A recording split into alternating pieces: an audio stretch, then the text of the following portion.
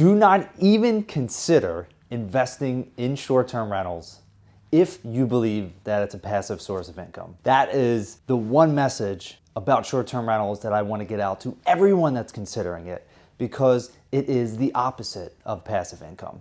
I am a huge believer in investing in real estate. I think it's the absolute best way to build wealth, become rich, and to shelter yourself from taxes. But I will say this, long-term rental investing is fantastic. It's definitely part of my strategy as well as short-term rental investing.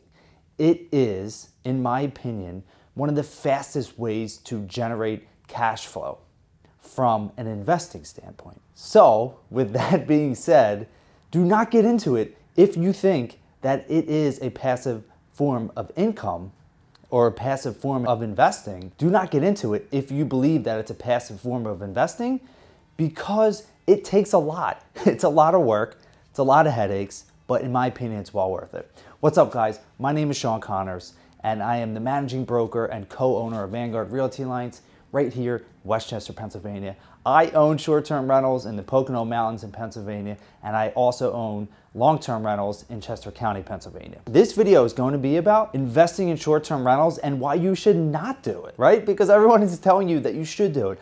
Oh, get started investing in short-term rentals. It's a great way to gain cash flow, blah, blah, blah, blah, blah, right? And it is, and I've already shared that, right? But I'm gonna tell you why it's not a good investing strategy and why you should stay away from it. So reason number one is because it is much more hands-on than long-term rental investing. Our long-term rentals are almost set it and forget it. The tenants hardly reach out to us compared to the short-term rentals that we own. Short-term rentals are a business. It is an active business. It is something you have to market consistently every single week. You have to stay on top of guest communication. You have to stay on top of your cleaners. You have to make sure that repairs are being made in a timely manner. All these things happen, not just once a month, once every 6 months, or once a year. It literally happens every single week. You're in communication and doing something with your property every single week. And for us, that's okay. I'm okay with doing that, but it is a lot. It's a hassle. But the amount of cash flow that we get from it makes it all worth it, in my opinion. So, grand scheme, my 5-year plan, as of right now, because I change all the time. So, 5 years from now, December 31st in 2027? Yeah, 2027, I want to have $25,000 a month in passive income. I put the quotations because part of that is short-term rentals. And at some point, we'll probably turn it over to a management company. So anyway, $25,000 in passive income from my real estate. Now, of that, I want to have 10 short-term rentals that are generating about $2,000 a month. And then the rest would be long-term rentals, around $250 a month. It equates to 20 different properties, 20 units, right? So of the short-term rentals, 10 of them, that is a full-time job. That is a lot of work. So if you're thinking about getting into it, you shouldn't get into it if you're going to be very passive and not want anything to do with it, unless you're hiring a management company in which they are going to take like 20 to 25%. So that's reason number one. Don't get into it if you think it's passive. The second reason why you should not invest in short-term rentals is if you don't like dealing with people.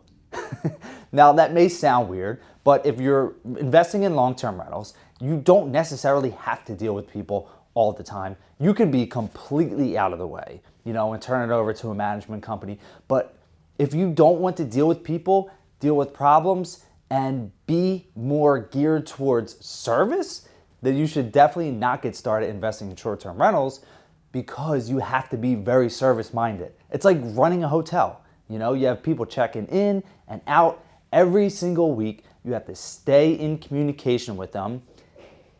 Friday night, Saturday night, at all times of hours, people are going to message you. I've gotten messages 11, 12 o'clock at night.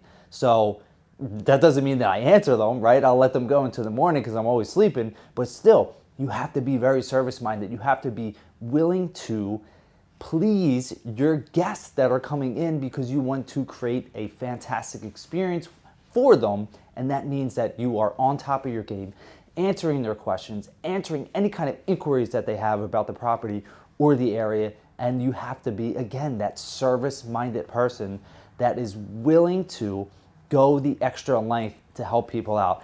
Thank God that I have my wife as my partner in this, because she is fantastic with that. So if you are the type of person that's not, then think about partnering with someone that is, because that is everything. The numbers are the numbers, right? But if you're not providing a great customer guest experience, then you're not going to do well in this business. Trust me, you will not do well as a short-term rental owner if you're not providing a good customer guest experience. The third reason why I would say not to get started in short-term rental investing is because it will negatively affect your DTI. And I don't know if you know about that, as opposed to long-term rental investing. Long-term rental investing, lenders will not count all of that expense against your DTI, right? So as a short-term rental owner, now that we have two of them, our DTI is sky high because they're looking at it as a second home or a vacation home for us, right? So if our DTI is $2,000 a month, now we added these two properties, this is just hypothetical, say they're each $1,000, that brings it up to $4,000. As we're a long-term rental investment, lenders will generally take 75% of that and reduce it, sometimes 100%. So if your debt to income is a concern to you already, then getting started investing in short-term rentals is probably not a good move for you. What you can do is utilize DSCR loans or doc-stated loans, in which they don't really take into effect what your DTI is, and then you can consistently just churn out properties. But the interest rate is really high right now, and it will probably always be somewhat high compared to a 30-year fixed. So third reason why I would say not to get started investing in short-term rentals is because your DTI will go up. The fourth reason why you shouldn't get started investing in short-term rentals is because you have to manage other people now. So again, this is going back to that business aspect. It's not just you and the property, it's you and the cleaners, you and the handyman, you and other service providers that you have, you and other contractors you have. A long-term rental investment, you can pretty much do all these things up front and not have to worry about it for years. With a short-term rental investment, you're constantly having to stay on top of people and manage them, and it just brings in more headaches, right? So if that is not your style, then I would say don't get started investing in short-term rentals. And the fifth reason that I would say not to get started investing in short-term rentals, you have to be on top of your numbers all of the time. You have to constantly be tweaking things and making sure that you're not spending too much money on this, spending too much money on that, making sure that you're seeing everything that's coming in on the accounting side, right? So supplies, paying cleaners, paying handymen. This is something that you're going to have to review on a weekly basis. I know when you get a ton of long-term rentals, it's probably something that you have to do on a consistent basis, but prices are always changing, especially right now in a high inflation environment.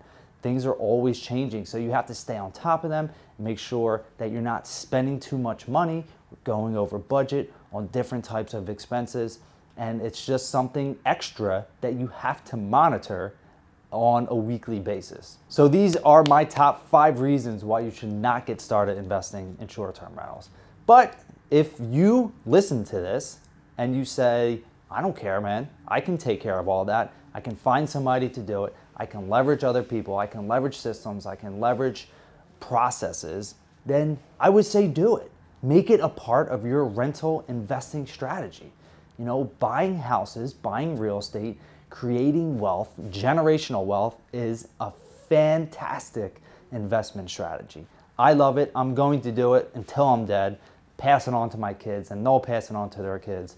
So if this information was valuable to you, you want to learn more about the short-term rental investing game, you can always feel free to reach out.